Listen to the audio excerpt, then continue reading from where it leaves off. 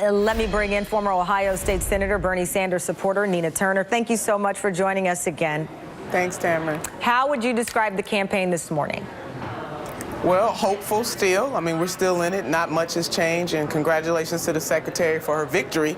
But we still remain committed to take this all the way to the primary. And look, Tamara, every candidate wants to win every state. There's no doubt about it. You are in the race to win, not to lose. But we are going to continue to push forward all the way to June 7th. But by the numbers, and I understand, you know, the campaign believes nothing has changed, but it has. The math has changed, and again, not in Senator Sanders' favor. He now needs, after last night, to win 71% of the remaining delegates to clinch the nomination. He essentially needs to win every single contest that remains. Hillary Clinton, on the other hand, needs 29% of the remaining delegates. When you look at that number there, I am not going to call it an impossible battle, but when you see that 71% of remaining delegates need to go to Senator Sanders, is your answer then just super delegates?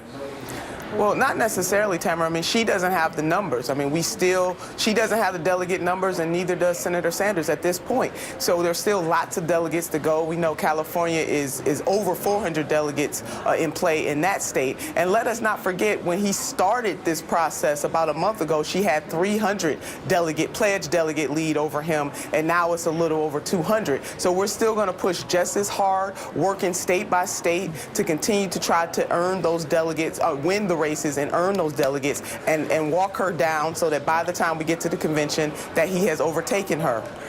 Let me play what Senator Sanders' campaign manager Jeff Weaver said as he sees the path forward. Let's play that.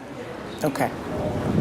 When we get to the convention, look, at the end of the day, the Democrats are going to have to decide who they want to elect in terms of who's going to be the best in November. And clearly, the polls are almost unanimous now that Bernie Sanders is a much more electable candidate in November. There are going to be calls from her campaign and calls from a lot of influential delegates in this country for you, the Sanders campaign, to make a decision to unite around her. You're saying instead of that, you will spend those months, those weeks in the summer trying to flip superdelegates to Bernie Sanders before the convention. At this point, yes, absolutely. So that is the same argument yesterday that Governor Pataki made regarding John Kasich, that essentially get to the convention and make the case that the polls show that Kasich can beat Hillary Clinton. In this case, Weaver is saying show that the polls indicate that Bernie Sanders would beat Donald Trump by a larger margin, essentially, though, ignoring the will of the people. Yesterday, Nina, Hillary Clinton got more votes than all of the Republican candidates combined. Is that the strategy to do exactly what Ted Cruz and John Kasich are arguing? Let it all be decided in the convention, and all of the millions of votes that Hillary Clinton has received essentially don't matter. Well, we still have more states to go, Tamara. We still have more voters to weigh in on this contest. And they deserve the same type of choice that the states that preceded them got. The bottom line is that we are going to continue to be competitive in this race. Super delegates do not vote until we get to the convention, and so they are still in play. And so it is important to note that, again, Senator Bernie Sanders is closer than he was. She had 300 delegate lead over him, and she does not have that delegate lead. She does not have 300 delegate lead. He can still fight this all the way through, and that is exactly what we plan to do. Secretary Clinton said yesterday that the party is more united than divided. She's specifically saying that about Senator Sanders' supporters, that eventually her hope is that people like yourself will go on to support her if she's the nominee.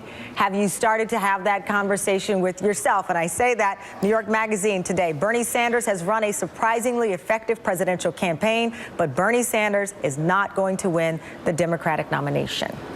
Well, they can't decide that. Voters decide that, Tamara. And as long as Senator Bernie Sanders is in this race, I am committed to him, committed to continue to push for him, as are millions and millions of his supporters. He is not the sparring partner of the secretary. He is in this to win, to become the nominee for the Democratic Party. And so we're going to keep pushing full steam ahead. And folks want to count him out in the same way. And I know this is not exactly the same, but let us not forget that in 2008, then Senator Obama Obama lost to Senator Clinton in New York as well, but he still went on to gain the nomination. So we're going to keep pushing, Tamara. This is a contest. This is a decision that the voters get to make, not newspapers, not pundits, but the people of the United States of America. Just quickly here, though, I do have to bring this up in New York. Senator Sanders spent twice as much in ads as Hillary Clinton in New York. He still lost by 16 points. The campaign pointed out a number of rallies where there were, they say, 28,000 people at one, some 20,000 at another. It did not close that gap. In fact, this gap is larger than what we saw in the polling. Well, she served the state for 8 years as senator, so it should come up as no surprise. But he was about 40 points behind her, and he did close that gap. And he won his state, Vermont, by over 85% of the. So she had the home court advantage. But that doesn't mean that we're not going to keep pushing all the way to the convention. All right, Nina Turner, thank you so much for joining us. Great pleasure having you on. Thanks. And today, the 7-week sprint begins to the finish line of the 2016 primaries.